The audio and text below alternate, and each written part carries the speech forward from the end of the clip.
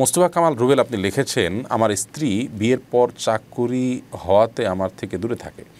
আমি তাকে সর্বক্ষণ বোঝানোর চেষ্টা করেছি আমার একা থাকতে কষ্ট হয়, সে জানায় সেও কষ্ট পায়, কিন্তু চাকরি ছাড়তে নারাজ। ফলে আমি গুনাহে লিপ্ত হয়ে যাচ্ছি, আবার আল্লাহর ভয়ে কান্নাও করি।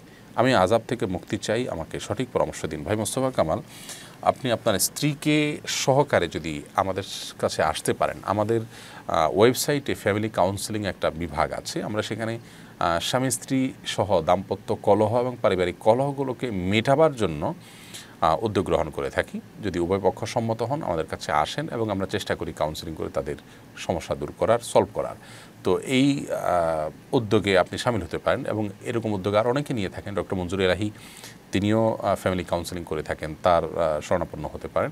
আমার মনে হয় আপনার স্ত্রীকে যদি ভালো কোনো মানুষ দিয়ে আপনি বোঝানোর চেষ্টা করেন এবং একটু সময় নেন, আমার মনে হয় তিনি ইনশাআল্লাহ বুঝতে পারবেন যে একজন নারী, তার জন্য কাজ করার মধ্যে স্বাধীনতা বা সম্মান নেই।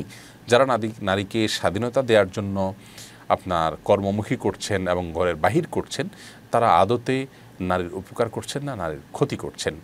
নারীর মর্যাদা নারীত্বের মধ্যে, পুরুষত্বের মধ্যে নয়। নারীকে পুরুষ বানানোর চেষ্টা করাটা হলো নারীকে অপমান করা, তার মানে নারীত্বটাকে ত্রুটিপূর্ণ ক্যারেক্টার মনে করা, যার কারণে তাকে পুরুষ বানানোর প্রচেষ্টা করা হয়। এটা উচিত নয়।